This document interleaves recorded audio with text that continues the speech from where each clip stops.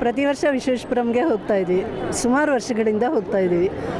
I think last time ಶುರು ಆಯಿತು ಇಲ್ಲಿ, ಈ ವರ್ಷ ಇಲ್ಲಿಗೆ ಬಂದಿದ್ದೀವಿ ಗೊತ್ತಾಗಿ. ಚೆನ್ನಾಗಿರುತ್ತೆ, ನಾವು ಎಂಜಾಯ್ ಮಾಡ್ತೀವಿ ಇದನ್ನೆಲ್ಲ, ತುಂಬಾ ಚೆನ್ನಾಗಿರುತ್ತೆ. ಅಂದರೆ ಈಗಿನ ಜನ್ರೇಷನ್ಗೆ ಅದೇ ಪಿಜ್ಜಾ ಅದೆಲ್ಲ ಅದಕ್ಕಿಂತ ಇದು ಡಿಫ್ರೆಂಟ್ ಟೇಸ್ಟ್ ಇರುತ್ತೆ. ಅಲ್ಲಿ ಯಾವಾಗ ಶುರು ಆಯಿತು ಆವಾಗಿಂದ ಹೋಗ್ತಾ ಇದ್ದೀವಿ, ಸುಮಾರು ಒಂದು 10-15 ವರ್ಷದಿಂದ ಅಲ್ಲಿ ಮಾಡ್ತಾರೆ. ಯಾಕಂದ್ರೆ ನಾವು ಇದೇ ಏರಿಯಾದವರು, ಅದರಿಂದ ನಮಗೆಲ್ಲ ಚೆನ್ನಾಗಿ ಗೊತ್ತಿದೆ ಅದು, ಅದರಿಂದ. ಹಾಂ, ಪ್ರತಿ ವರ್ಷ ಬರ್ತಾಯಿದ್ದೀವಿ. ಬಟ್ ಇಯರ್ ಟು ಇಯರ್ ತುಂಬ ಚೆನ್ನಾಗಿ ಆಗ್ತಾಯಿದೆ. ನಮ್ಗೆ ಅದೇ ಒಂದು ಸಂತೋಷ. ನಾವು ಮನೆ ಹತ್ರನೇ ಇರೋದ್ರಿಂದ ನಾವು ಡೈಲಿ 1 or 2 ಬಂದು ಹೋಗ್ತೀವಿ.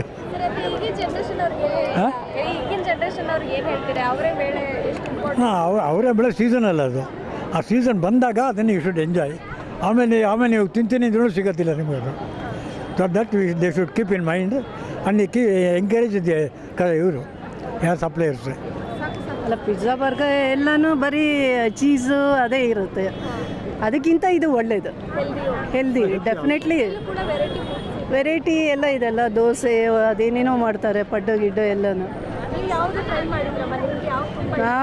ನಾವು ಯೂಶ್ವಲಿ ಬೋಂಡ, ಅಂಬೋಡೆ ಮತ್ತು ಈಗ ದೋಸೆ ಟ್ರೈ ಮಾಡಿದ್ದೀವಿ. ರೈಸ್ ಐಟಮ್ ತಿನ್ನೋದಿಲ್ಲ, ಯಾಕಂದರೆ ಮನೆಯಲ್ಲೇ ತಿಂತೀವಿ ನಾವು ಅಂತ. ಆಮೇಲೆ ಮನೆಯಲ್ಲೇ ಮಾಡ್ತೀವಿ ನಾವು ರೊಟ್ಟಿ ಮಾಡ್ತೀವಿ. ಅಂದರೆ ಅದೇ ಕೋಡ್ಬಳೆ ಎಲ್ಲ ಈಗ ಮಾಡಲ್ಲ, ಮುಂಚೆ ಮಾಡ್ತಾ ಇದ್ದೀವಿ. ಅದು ಜಾಸ್ತಿ ಇರೋದು ಅವರೇ ಬೆಳೆದು ಬೋಂಡ, ಆಮೇಲೆ ನಿಪ್ಪಟ್ಟು.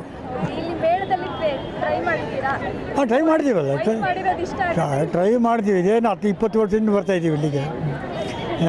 ಅದು ನಮಗೆ ರೆಗ್ಯುಲರ್ ಅದು ಇದ್ದರೆ ನಮಗೆ ಕರೆಕ್ಟ್ ಬಂದಿದೆಯಪ್ಪ ಅಂತ ಅಂತೀವಿ. ಬರದೇ ಹೋದರೆ ಎಲ್ಲೋಯ್ತಿದ್ದು, ಯಾಕೆ ಅಬ್ಸ್ಕಾಂಡಿಂಗ್ ಅಂತ ಅದಾಗುತ್ತೆ.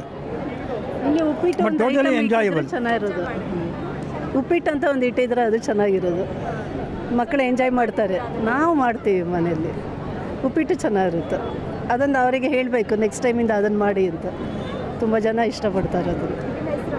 Veena, thank you.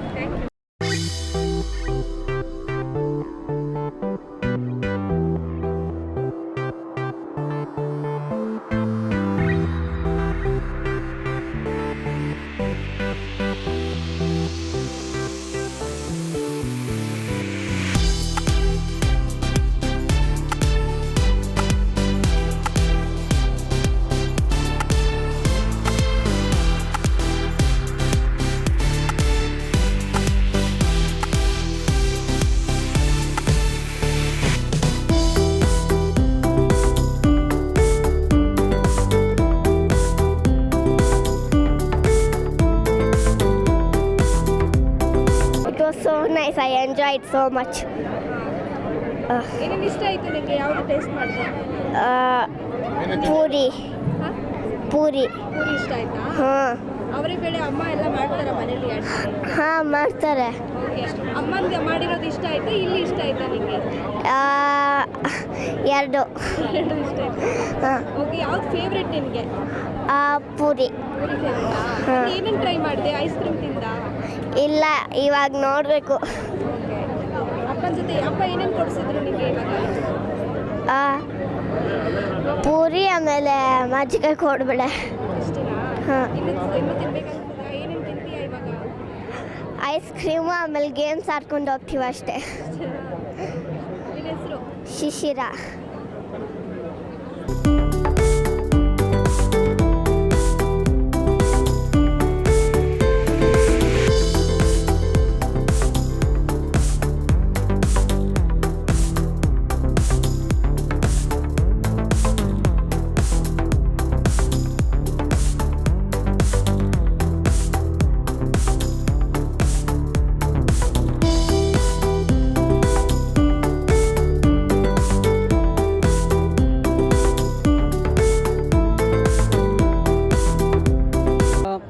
ಇವತ್ತು ನಾವು ಏನು ನೋಡ್ತಾ ಇದ್ದೀರಿ ಇಲ್ಲಿ ಅಂದರೆ ಅವರೇ ಬೇಳೆ ಮೇಳ 2024 ಮಾಡಿದ್ದಾರೆ. January 5th January 10th actually ನನಗೆ ಪ್ಲ್ಯಾನ್ ಇರಲಿಲ್ಲ ಬರೋದು. ಯಾವುದೋ ಒಂದು ರೀಲ್ಸ್ ನೋಡಿದೆ ಇನ್ಸ್ಟಾಗ್ರಾಮಲ್ಲಿ. ಸೊ ಆ್ಯಕ್ಚುಲಿ ನಾನು ವ್ಲಾಗ್ ಮಾಡ್ತೀನಿ.